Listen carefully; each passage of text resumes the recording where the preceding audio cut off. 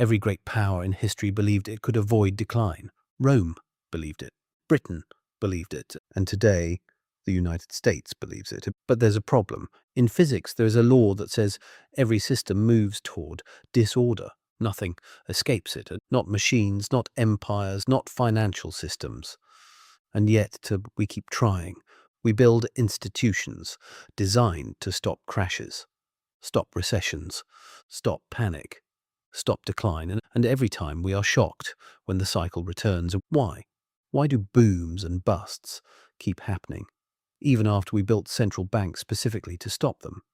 Are markets broken? Are policymakers incompetent? Or are we trying to fight a law of nature? Because if the real force behind economic cycles is human behavior, then the people running the system can never be fully separated from the problem. They are human too, and that leads to an uncomfortable possibility. What if economic crises aren't failures of the system, but symptoms of something much deeper?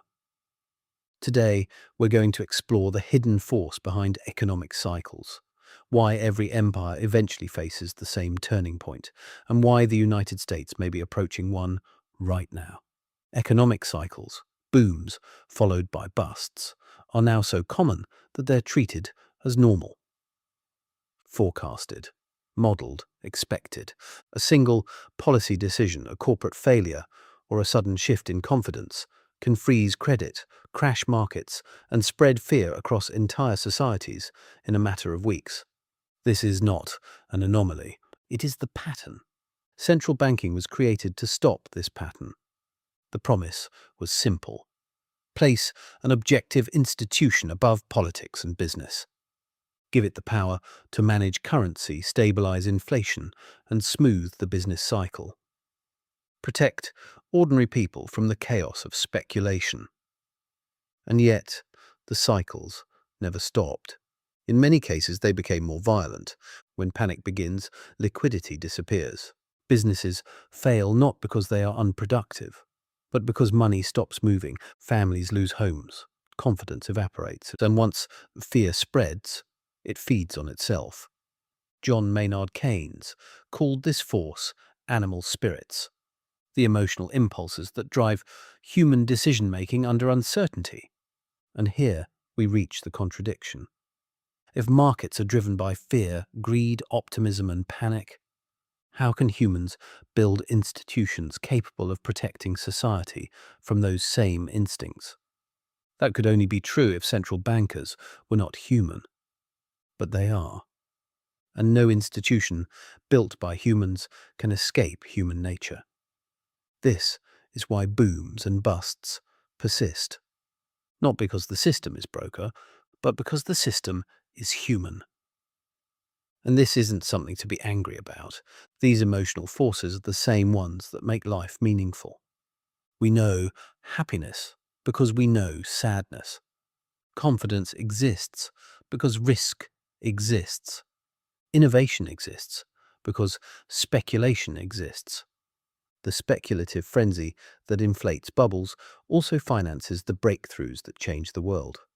The same optimism that creates bubbles took us from horse-drawn carriages to engines to spacecraft on the moon in barely a century. The goal was never to eliminate cycles. That is impossible. The real goal is simpler and more realistic.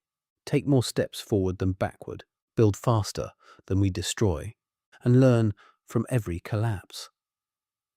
This process has a name: creative destruction. Old ideas give way to new ones. Weak businesses fail so stronger ones can rise. It feels harsh because we associate destruction with death. But in reality, destruction is often the prelude to construction. Take Amazon. It is often accused of destroying small businesses. And from one perspective, that seems true. But Amazon only exists because millions of independent sellers chose to use its platform. In return, they gained global reach, logistics, data, and trust that no small business could build alone. Some businesses were crushed because they couldn't adapt. Others became multi-million-dollar enterprises because they did. Both outcomes are part of the same process. This cycle applies not just to companies, but to banks, empires, and civilizations. And here is where the real danger emerges.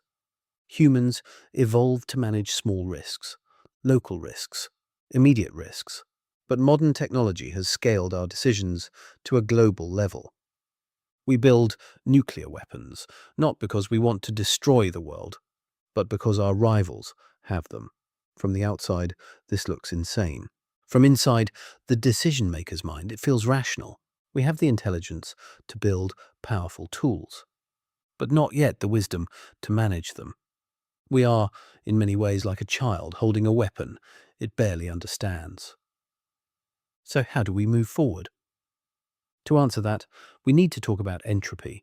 In physics, entropy measures disorder, the tendency for energy to disperse and systems to decay over time. The second law of thermodynamics tells us something profound.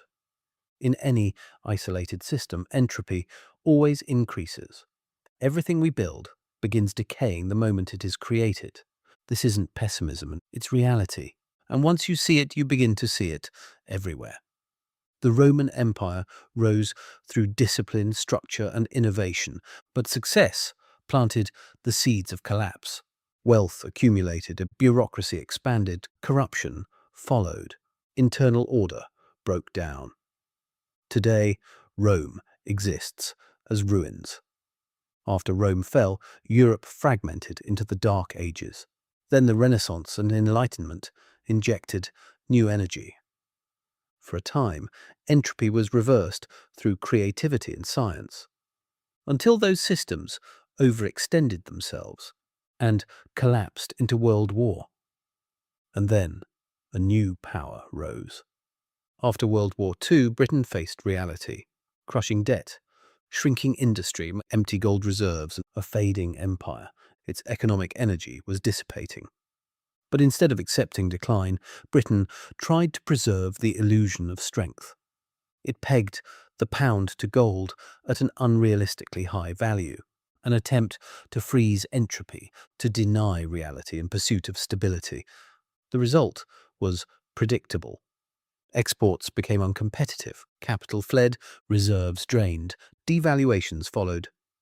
By trying to preserve order, Britain accelerated disorder.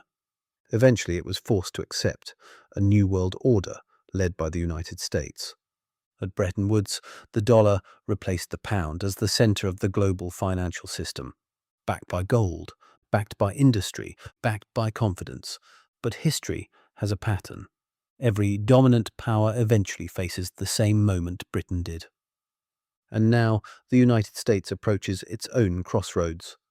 Understanding entropy doesn't let us stop decline, but it allows us not to accelerate it. Transitions can be managed. Decline can be softened. Renewal can follow collapse, like a flower dying in winter so it can bloom again in spring. The real question is not whether change will happen. It always does. The real question is whether we accept it or fight it. Because history shows us what happens when great powers try to resist the inevitable. History will tell the story. We just happen to be living inside it.